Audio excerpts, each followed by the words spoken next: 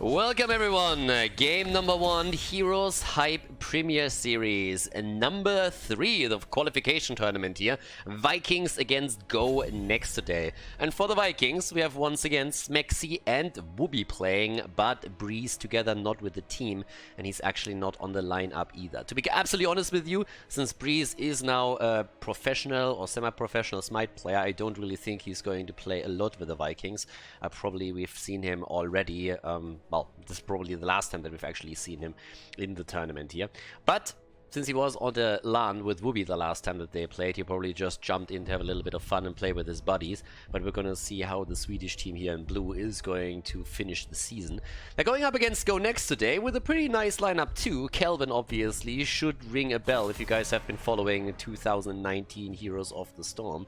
Earth, also a player that did actually fairly well last year.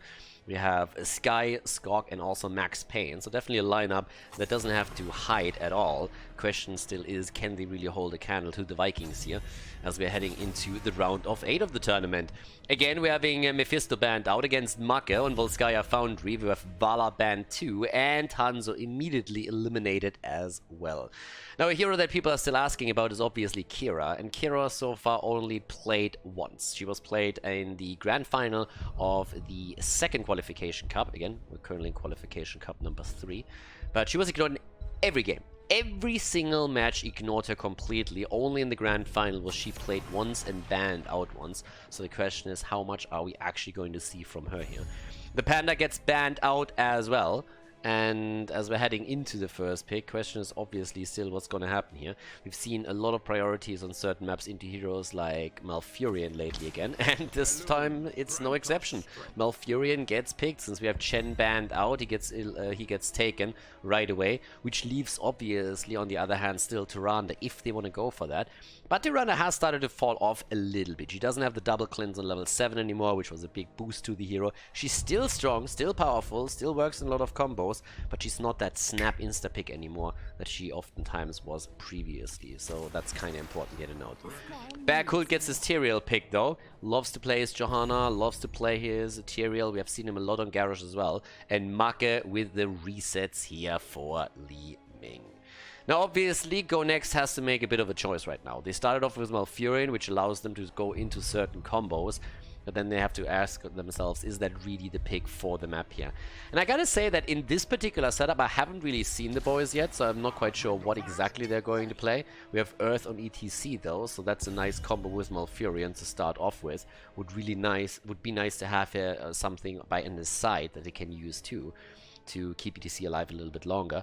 Blaze would maybe fit that bill, but we could also see the Blaze pick for the Vikings since his bunker is working extremely well with Tyrael Sanctification. You have a double layer of defense that you can use on those shrines. There's a little bit more to it, of course, as well, but we already have the outside poke now for the red team with Junkrat being taken here. In this case, since we have the ETC power slide into the Malfurion roots, we also see Jaina banned out, so there is no quick burst. That's something that I usually tell the amateur teams when they're playing, or when we cast Division 7 in Heroes launch, that they should try and get those combos just trained up, get a little bit of burst damage in, get a double stun, one from your support, one from your tank, and just practice these combos. And they're obviously incredibly effective also on the high level, which is why usually in the draft they are adjusted or addressed immediately. Now, when it comes to the bans, we have actually Rhaegar this time banned out now, so Smexy will have to go into something else. This is again a map where you could see Deckard Cain again. Now, we haven't seen the old man as much as Blizzard would probably hope after all the recent mini changes to the hero, but he has become a bit more popular just in general, and this is a decent map for him. It's not Infernal Shrines, but on Volskaya you can still play him, but we have Tyrande picked again. And the Whoopster on Blaze, as already more or less expected. Now they have the Tyrael and Blaze composition, which first became popular, extremely popular, in 2018 in Katowice at the Western Clash, played back then by some of the up-and-coming teams. The Zealots actually, highly successful with that, and then later on the strategy also adopted by Dignitas, who moved through the event towards the grand final. Last 2 picks now for Go Next, and we have Gul'dan and Rexa. Okay, there we go. Gul'dan is in, so a little bit more damage on that end. Reign of Destruction, again buffed recently, but Horrify obviously still a game changer. We're seeing Rexa for them. And the last pick now for Smexy, unless he is going to switch it up with Gia and goes for the Tyrande pick here, but we're going to find out about that soon enough. Volskaya Foundry is the map, and Thrall is the last pick. Can go into Crash Lightning here, considering that we have now a triple melee at the front line, and Thrall can move away from the one-on-one lane. It's going to be an interesting one. Volskaya Foundry is the first map, round of 8 at the HeroesHype Premier Series. Game number 1, the Vikings against Go Next, and on the left in blue we have the Swedish team with Backhult on Tyrael, Smexy on Thrall, we're currently seeing Whoopi on Blaze, Gia on Tyrande, and Macke on Li Ming.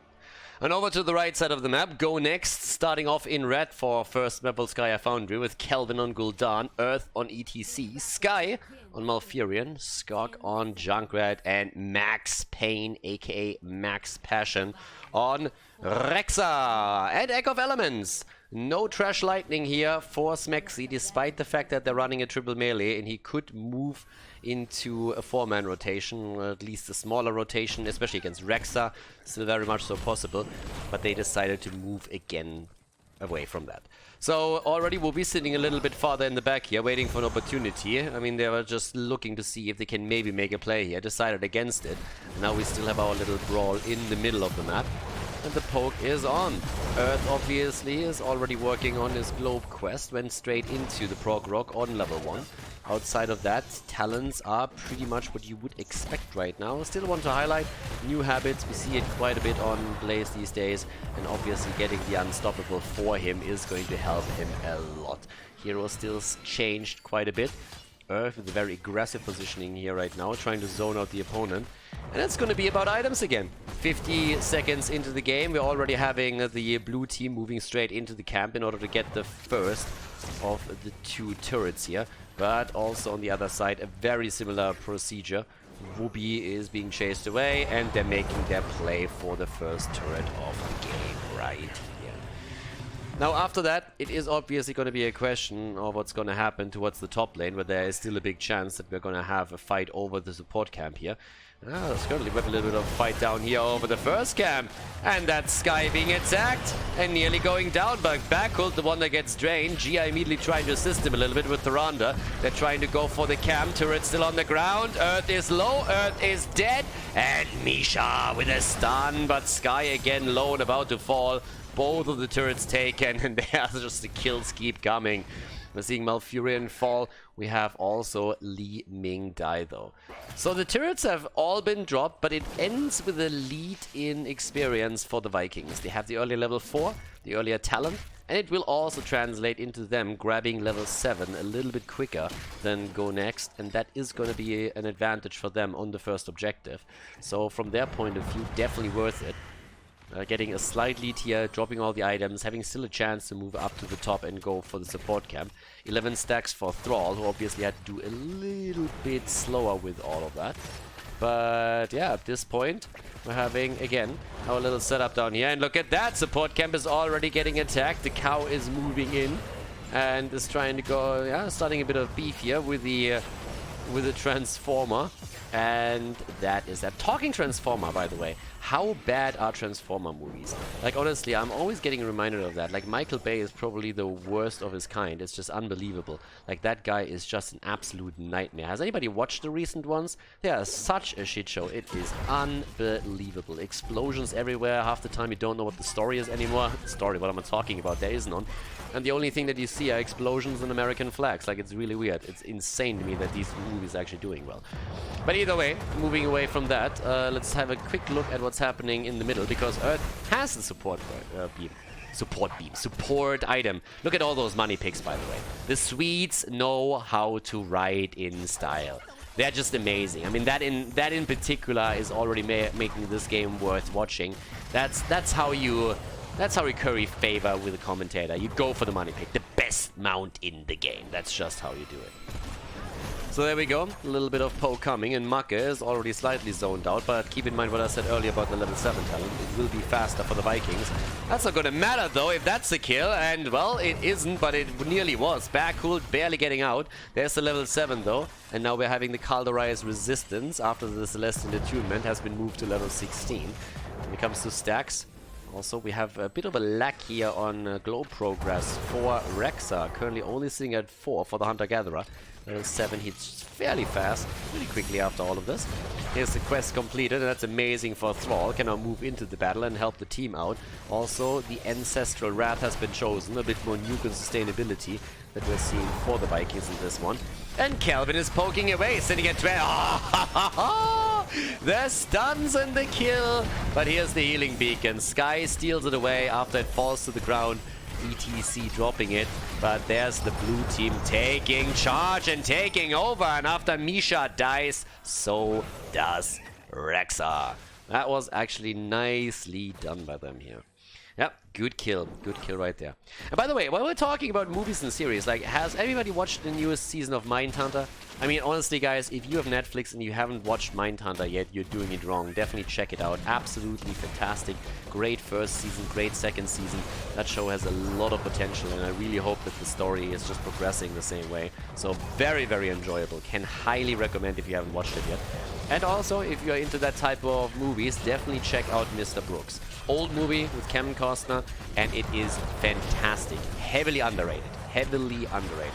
So if you take anything away from today's stream, those are the recommendations that we're getting here. Recommendations for the red team is try and get a kill here and keep Earth alive, but, well, they're not following this one. Earth down for the second time, and with level 9.5 now, we're having a massive lead for the blue team. They didn't transition to the top lane, though. Focused their attention into the middle of the map, but they're now trying to get the first fort. So no advantage for the next objective, but they get kill after kill. They get level 10, and they have the fort eliminated too. Whoopi is trying to go for a suicide attempt, apparently. Has the bunker, though, and is surviving still. Doesn't give a shit about being low HP, and just says, like, what you gonna do, boys? I get the shield from my boy Tyrael, and then a few heals from Gia, and I'm fine. Heavily calculated there with the bunker, and in the meantime, Smexy has played PvE at the top lane, and has started to take that out. Absolutely fantastic. Great setup here from the Vikings. And Go Next is in trouble. They still have their fountain at the top, and that is actually worth a lot. Traditionally, the recommendation is obviously to move to the top lane with the first protector, and then trying to take that fountain down at least to set yourself up for a nice position on objective number 2. But with the lead that they have and the kill count from 6 to 1, they're looking fantastic either way. This is likely going to lead into level 13 talents for the blue team. And, well, no level 13 talents for the red team, as they're starting to go straight into that.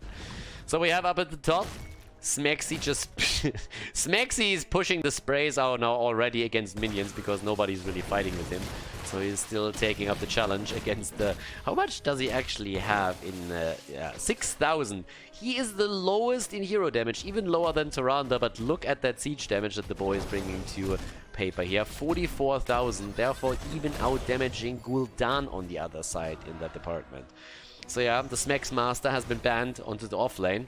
And, well, it's going to be interesting how the damage is going to develop, especially once he hits level 16 and is likely going to head into the Thunderstorm here.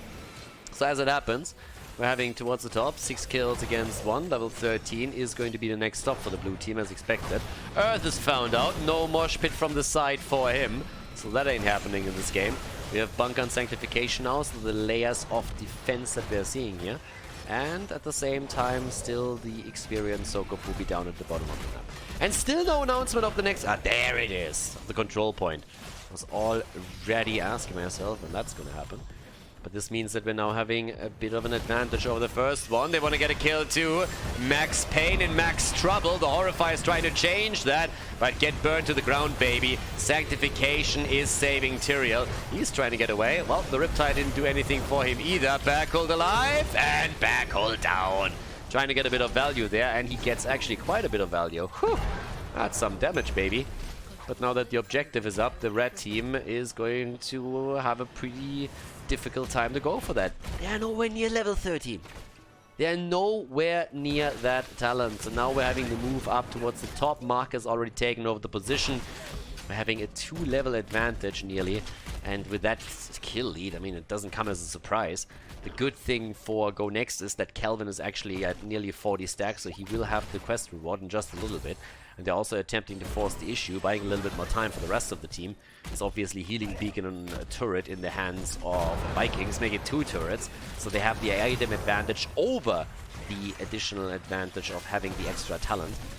And well, things are not really great. There's the setup and another kill attempt. Max Payne is max dead as Li Ming goes in for the reset, gets the Calamity kill, and brings it home. 8 kills against 2, and everything initiated by Smexy moving in with the Earthquake and slowing the opponent down. Nicely done. Middle of the map now, the Whoopster and Smexy still trying to play the off lanes, getting the experience for the team. Quest rewards also starting to come in now. I mean, obviously, we already have it a long time completed for Thrall with the Echo of Elements, and that same is true, I guess, for the new habits. But they're trying to get more kills now, and the stuns are coming. Gia with a good spot on the draw and the follow-up. There's another one. They're trying to isolate Earth, and they're just taking Go Next apart. It's honestly a little bit like a surgeon with a scalpel, as we are seeing Wooby wield through the opponent's team with one jet propulsion after another, and Gia just following up with a position stun after the next, doing fairly well here. I mean, that's only 6 if you think about it after the level 4 drop, but then at the same time, I feel every single one of them led to a kill, so that's absolutely worth it. By now, they are 1.5 levels ahead still. They have the second protector, and the only question they have to answer is what are they going to try and do with it. As we're only having Li Ming in it, I assume that we're going to see a rotation towards the bottom of the map. We already have another turret getting taken here. And, well, what else are we going to have? Let's take a look at the damage just before we have level 16 talents coming in. Mako on 33,000 damage right now, 27k for Gul'dan. One of the few heroes, the only hero actually, on the red team that hasn't died yet. And they're making the play. They also want level 16, of course. In an ideal world, they want a couple of kills. Earth is the one that is feeling the pressure, since a good mosh pit would maybe give them an opportunity to get back into this. Horrify misses. Now does the jet propulsion. They're trying to go in, but the protector's already ripping them away. Level 16 talents are ready now too. And Earth is low again, barely kept alive, but this is when Berkul moves in for the body block, and they're gonna get the kill. The cow is down, and they're getting more kills, or at least they're preparing them as we speak. They're trying to go for Calvin. He barely escapes this one. Berkul goes in deep, though, and takes him apart with a final swing of the sword here. You've been judged, baby. And Tyrael did not see, or did not like what he saw there. So, well, in this case, the bottom fort is about to go down. And that means that with the fountain destroyed, the objective number 3 is already lined up well for the Vikings. They're now looking at 9 additional kills over their opponent, plus also level 16. And a 2-level advantage. The other fort survives for a bit longer, it's just barely getting saved here. The question is always for how long. And now we have the Celestial Attunement, which doesn't really make things much easier for Go Next, because now the stuns can easily be cleansed out too. In addition to that, we're seeing the Thunderstorm. That's of course a fantastic talent for Smexy now, who on Thrall can get even more damage and control out with the slow and the extra damage. And Misha is dead again. Massive amount of animal abuse right there. Wooby trying to move forward again. The slow, but it can't do too much. Earth is paying attention, pushes everybody away, and says like, nope, not gonna kill my Rexa. He died enough today. The man has a family. Don't do that to him. But there we go. Kill after kill. Quest completed for Smexy. He has the Thunderstorm on 16 completed now as well, so that's gonna help him.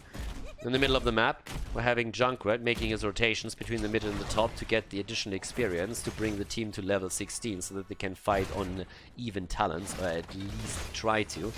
And there we have the attack over to the, well, next healing beacon. They have an item on every single hero, which means that they're actually dropping in healing beacon just so they can pick this one up and secure it too. Another attack against Misha yields another kill, and they're just looking fantastic here.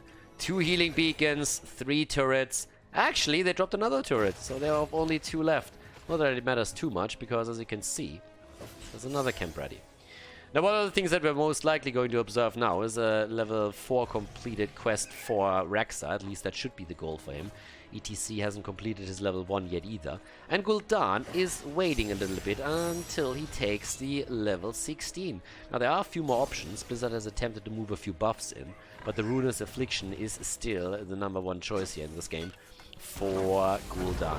And Gul'dan is already in a bit of trouble since he's nearly getting flanked here, but they are pushing Whoopi away. Here comes the attempt to go for an item, at least this time.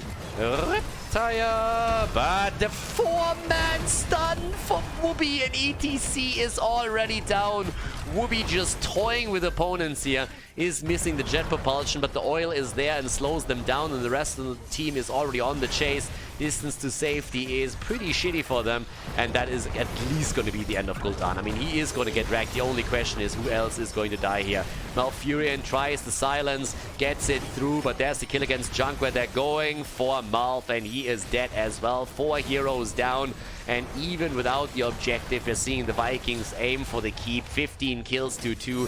They are absolutely toying with their food right now, moving in and trying to destroy them as quickly as they can. The keep is going to fall. The only question that remains is, are they going to go for core or not? They might be able to pull that off if they decide to, since they have the item advantage as well, and it seems like that's exactly what they're going to do.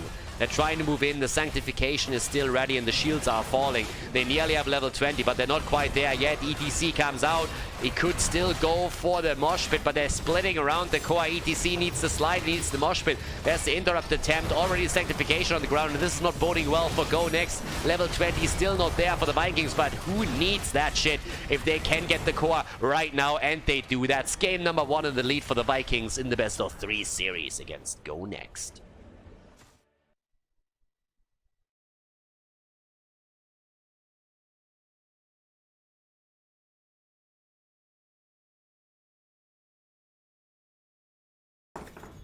Infernal Shrines, game number 2, and well, Go Next got schooled a little bit in the last game. I gotta say, that was more one-sided than I expected. The Vikings definitely bringing the pain, and now Go Next have to think about how they're gonna switch this one up, because the last setup just didn't really work. Especially Earth at the front was just suffering the entire time. Would probably like him to play a different hero here that has a bit more sustainability, since the stun combos that we saw from the Vikings with Tyrande just took him down immediately all the time. Now, this is a different map, this is a different game, and we have seen a lot of comebacks in a best of 3 series, so that is another one that we could actually check out now. So let's see what's going to happen with that. On the first ban, what are we going to get? Go Next could ban out Marcus Mephisto again, since this is Infernal Shrines, another good map for him. But there's obviously still a lot of other heroes to consider too, one of them being Vala, who got banned in the previous game. She's fantastic here with the traditional multi-shot hybrid build.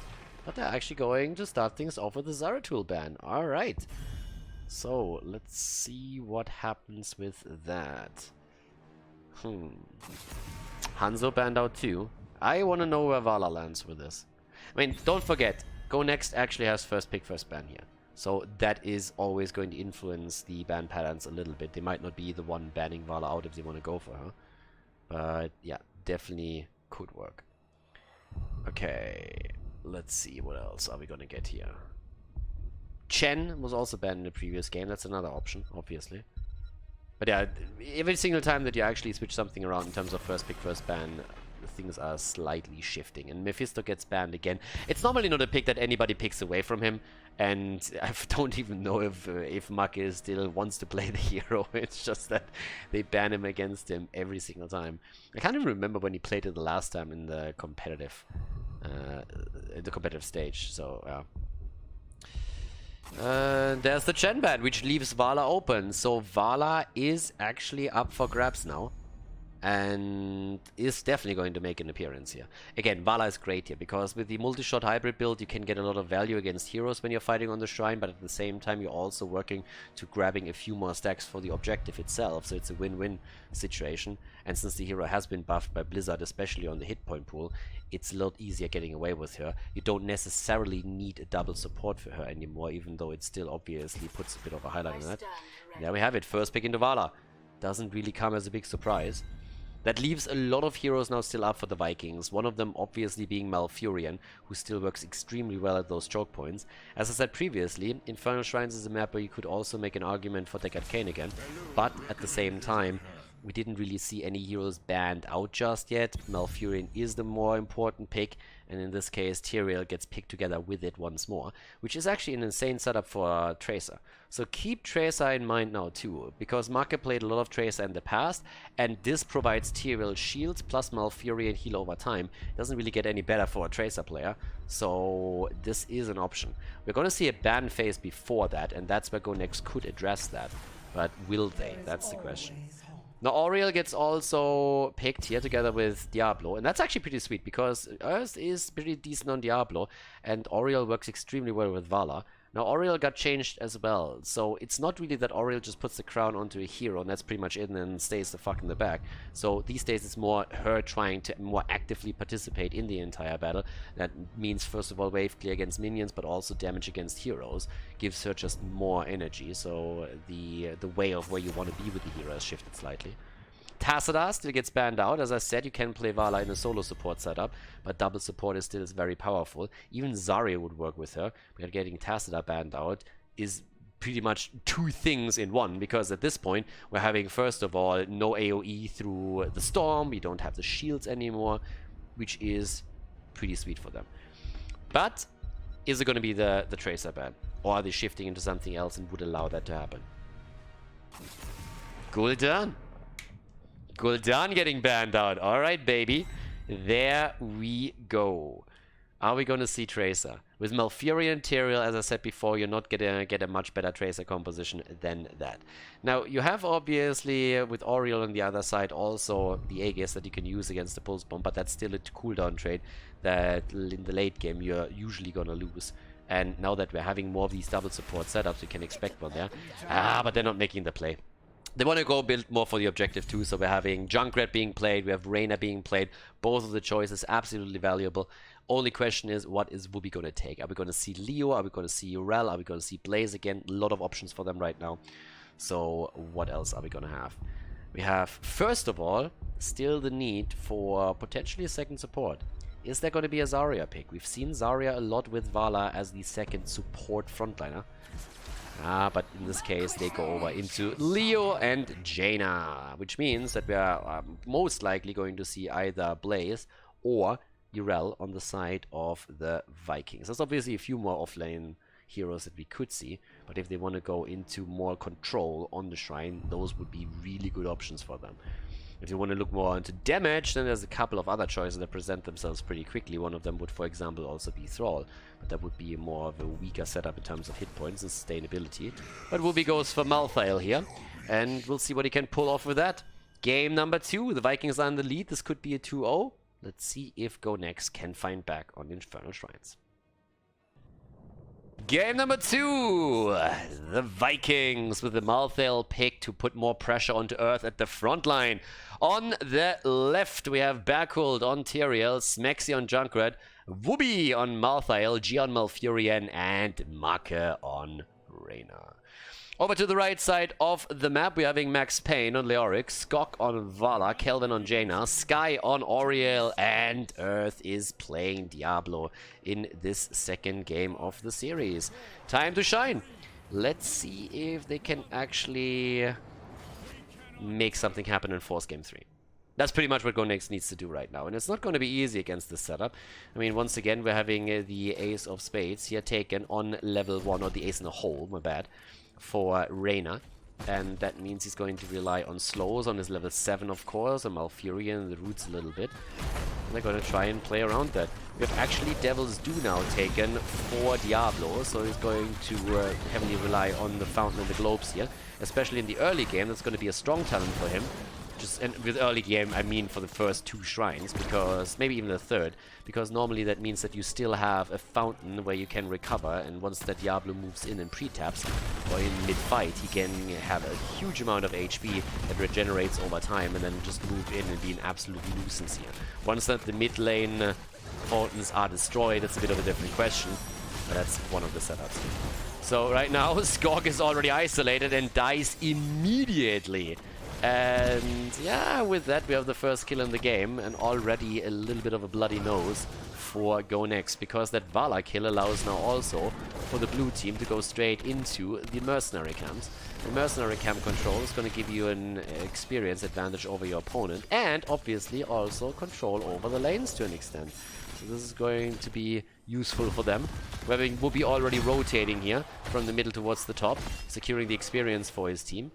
Also keeping everybody on the toes. And as long as you actually have that rotation from your solo laner, grabbing experience in 2 lanes, you free up the 4-man to put off other shenanigans on the map. Normally that translates into them trying to grab mercenary camps, but in this case we actually see them trying to get kills and also trying to get some extra damage against the wall, which is exactly what they're doing. In terms of the builds here, we have Austin's Renewal actually taken for, well, Leo, and Hot Pursuit for Vala, so the standard build for her. Now again, there is the play of going into an arrow build that mainly exists on Battlefield of Eternity. Very few other maps will you see a Vala go into an arrow build these days. There's a couple where you can still make the play. One of the maps would, for example, also be in Volskaya Foundry, if you think about where those fights usually take place. But in 90% of the games, you will see Hot Pursuit straight into a multi-shot setup. And that normally works extremely well. You get so much value out of this. There's a couple of variations that you can make later, especially on level 16, when you can go into Manticore for auto attacks. That's something that we could see in this game too. But obviously the Frost Shot allows you for a huge amount of control and also poke from the outside, which is really, really nice. Those 2 builds are pretty much the only one that are viable on the higher level that we're seeing here. And yeah, that's pretty much that. But with the first try now announced, let's see what else can work out here. Now, as level 10s kick in, it's going to be a bit of a different game. Level 16 is also going to be a huge game changer, not only because of what I talked about with Vala, but at the same time Diablo can then, with a reset on his Shadow Charge, go into double wall stuns and pretty much one-shot targets if he gets a good angle. Breeze actually displayed that very nicely just last week when he played for the Vikings and played Diablo, amongst others, on this map. Already the poke from the outside, slight lead here for the Vikings as they're getting a lead on the stacks, but only a small one. Vala getting out of there again, and as I mentioned before, Auriel is now forced after the recent patch to go into those fights a little bit more aggressively to really get the energy together, which is what we're seeing now. Good job from Sky, good energy, good heals, but not enough to keep the position on the shrine, and that means we're seeing the Vikings with objective number 1. Already looking strong here, and likely also controlling an early level 7 talent, which is going to help them to push in for this now as well. So at this point, with level 7 talents, plus the first objective, they're going to try and break through the wall. Tower number 1 is already down, the wall has been broken, and that could even result in an entire fort being taken. There's more or less a double wave pushing in behind it. That's a fantastic push that we're seeing from them. 7 is there, Scott immediately going into Arsenal, trying to get some extra damage in, but they're moving in, they get the lockdown against Earth, they're trying to push Diablo in, and Diablo goes down, lands on the Arcane Sentry. And everybody that plays Diablo 3 knows exactly what that usually signifies for your hero, especially when you're playing hardcore. And it doesn't get more hardcore than going up against the Swedes. Wooby, with a play at the top, has in the meantime also destroyed the entire wall. So what started in game number 2 gets now continued by the Vikings as they are starting to break into game number 2 with a massive lead, eager to reach the semifinals, where they were actually defeated just last week. They played then in the 3rd place decider, and well, in this case, they obviously want to go a little bit deeper into that, but Wooby is down! Good attack this time from Go Next, and they finally put their point onto the scoreboard. First kill for them, still half a level behind though, so they need to be a bit cautious, but yep, the kill against Wooby definitely giving them also quite a bit of encouragement to jump into the camp on the left side. So they're gonna try and steal this away, which is easily gonna be happening. A bit of vision. This is actually like a traditional move. If you haven't seen this before, so what just happened is they granted vision with an ability that hit the fountain. Therefore, the Khazras had vision of the camp as well and started to attack over the wall. Sometimes you see people stay around there a little bit longer to provide that vision just long enough for that mid fountain to be taken out. So that's a really, really important move that you can also adopt for your own games. if you are sure that your opponent is not going to attack you there if you took down 1 or 2 heroes previously. So that's just one of those small plays with vision that you can actually pull off. In this case, the level 10 that was just about to hit for the Vikings was another deterrent to ensure that Go Next would fall away back from them and not really go into that. But at this point, having a level 10 ability is in, and that gives us last rights too, so the pressure against Diablo is now definitely on. Not only against him, that looks like a kill against Vala. He's trying to get the kill, and he gets the kill, and that's the first stack right there too. Auriel was a bit too late to help out with it. Obviously, having the Aegis is going to be a huge tool against the last rights, but Whoopi was just fast enough. The interesting part in this setup is, if Vala would have moved towards the top instead of trying to escape through the gate, she would have actually been safe.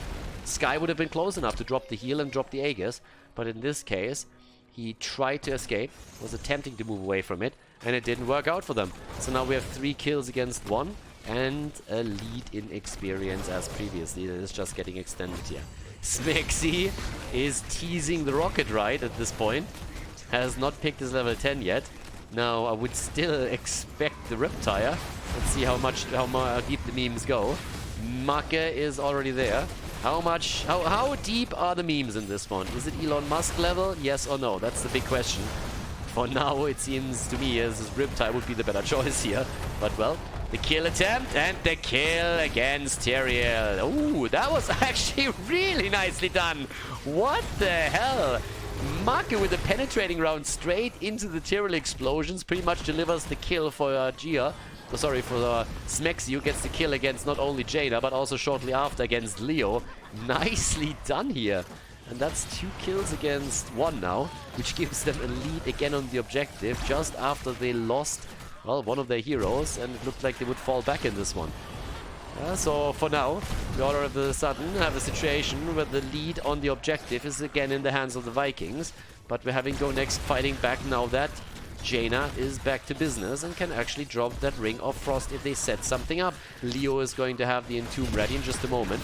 2 stacks, by the way, now for our last rights, which means 10-second cooldown reduction also for Whoopi. So that helped a lot. Skok, on the other hand, a little bit aggressive here. Here comes the move, and the Ring of Frost with a kill against Tyrael. But Leo has fallen as well. The explosion against Vala, and the heal is there to save Skok, even though that Aegis was a bit late to negate the damage from the Tyrael explosion. They still hold the position. They have a slight advantage, and that is getting extended as we speak right here. So with that, we're now seeing level 13 and another Punisher for the Vikings. But I gotta say, Go Next is fighting back a lot more aggressively than they did in the last game. Now, they're still behind, obviously, but they have 3 kills at least right now, and they're doing their best in these team fights to make a difference, but they're half a level behind level 13, so they are at a talent disadvantage as the Protector, the Punisher, is moving through. Having the inevitable end now taken, another big game changer, and the rallying cry instead of giddy up now for Make.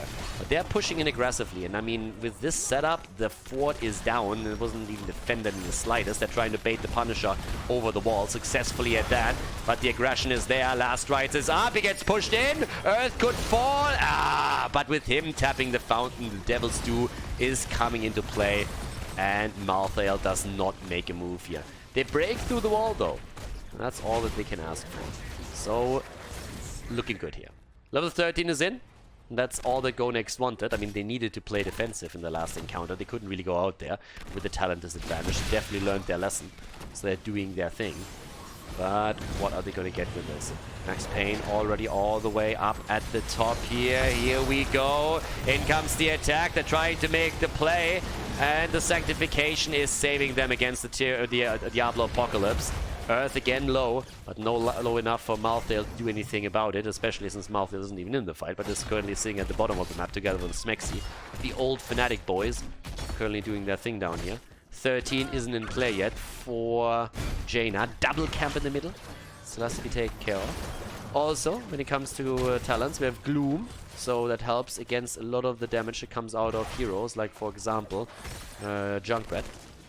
But 16 is still close enough for the Vikings to become a problem for Go Next over the next objective.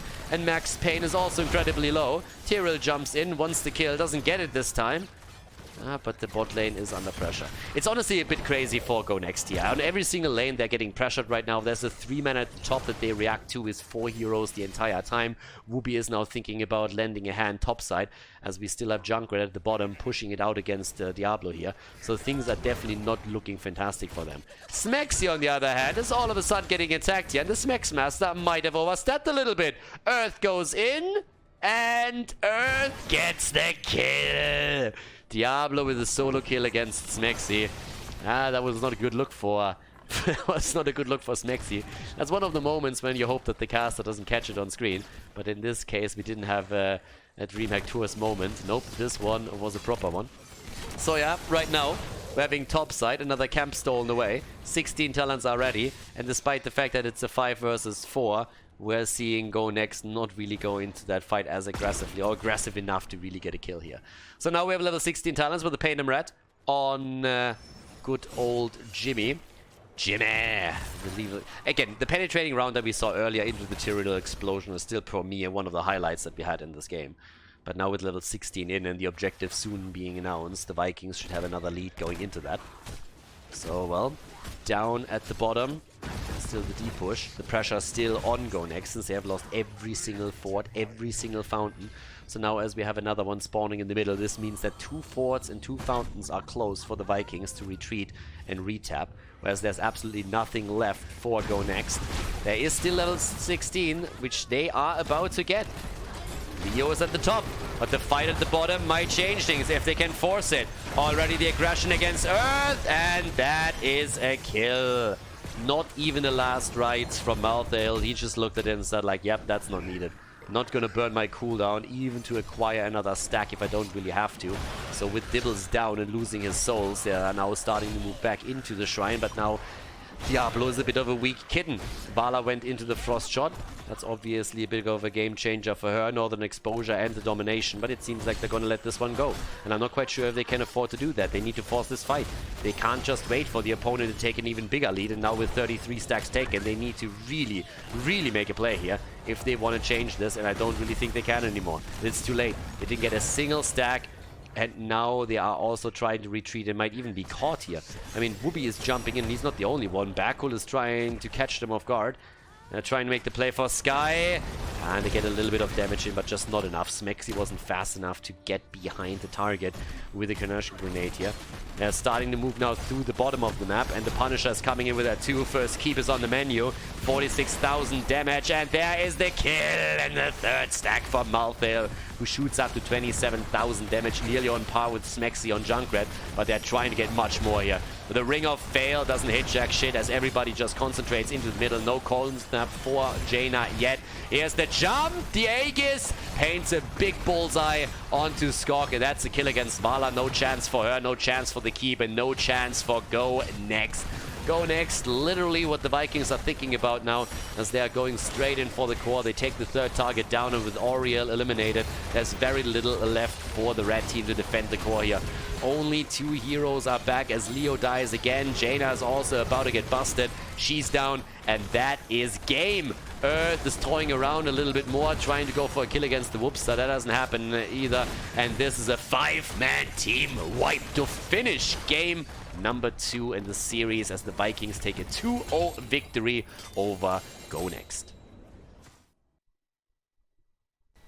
Hey guys, thanks for watching today's video, and I hope that you enjoyed the match and the commentary. The remaining time of the video has been added to protect against spoilers caused by the length of the video itself. But please keep in mind, though, that this does not only mean more work for me, but also has a negative impact on the popularity of the videos and the channel because of YouTube's algorithms. It would be greatly appreciated if you'd consider supporting the channel and help me to continue the daily esports coverage by clicking the join button below the video or supporting me through the Patreon page linked in the video description. Thanks a lot for the support, and see you guys next time.